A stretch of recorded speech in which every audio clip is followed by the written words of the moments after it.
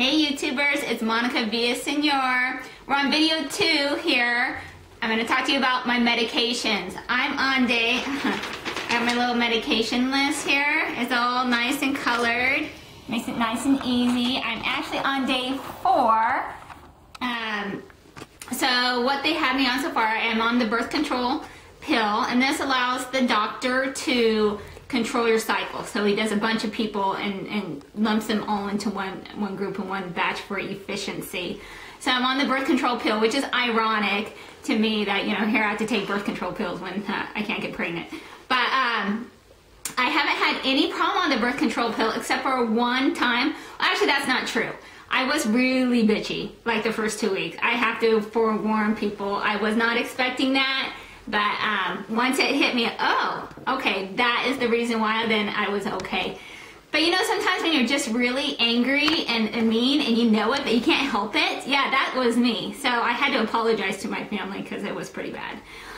So I'm on day 4, the birth control pills I'm still on. I'm on my last birth control pill tonight. I did end up running short by 3 pills. So I had to go get a different prescription because the Diaz that they gave me a sample of was $60, and I wasn't going to pay $60 for just 3 pills. So I went ahead and had my doctor call in a different prescription. So I was behind. I had ended up taking the 2 pills in one day.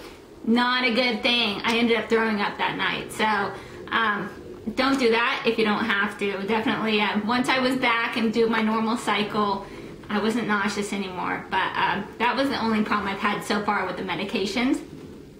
So I've been on Lupron, 10 milligrams so far, and you have to give, you know, the injection in your thigh or in your stomach. I'm a dental hygienist, so I'm used to giving shots all the time. My son's diabetic, I'm used to giving him shots. So I guess I don't really have the squeam factor that a lot of people do, or the anxiety about giving shots or anything like that a lot of people without my training might. And then I'm also on, let's see, dexamethasone, which you're supposed to take with food because it can cause nausea. But I've never had any problem. Of course, I've never taken it without food. So those are the 2, along with the birth control pill. I stopped the pill after tonight. Thank the Lord. So we'll be on that for a while, and we'll get going.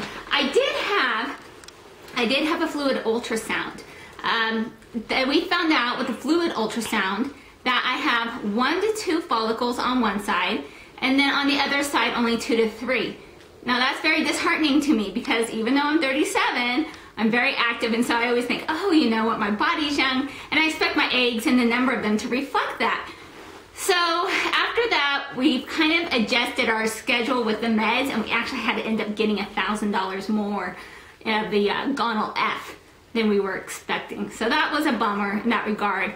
But I have to look at the overall scheme of it. It's like if you're paying, you know, $17,000 for a 2-cycle IVF treatment, and then you're paying another, you know, $3,000 for meds, what's another $1,000 to make sure that everything else goes smoothly?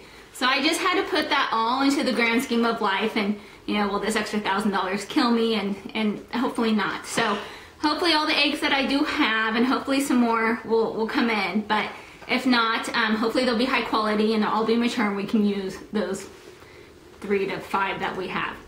So that's where I'm at right now. My next visit will be for, let me get my little chart. This is my first cycle, so I don't have it down like some of you experienced folks. My next appointment will be for the baseline ultrasound and the E2. So that should be interesting. That's going to be in probably about 5-6 days. So that's where we're at with that. I do want to talk to you in my next video about financing, because I know that that's a big thing with IVFers. Like, how do you do that? How do you justify, and where do you come up with the money?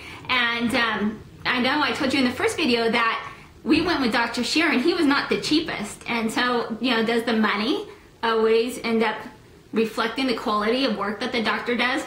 I don't necessarily think so, but that's what we'll discuss next.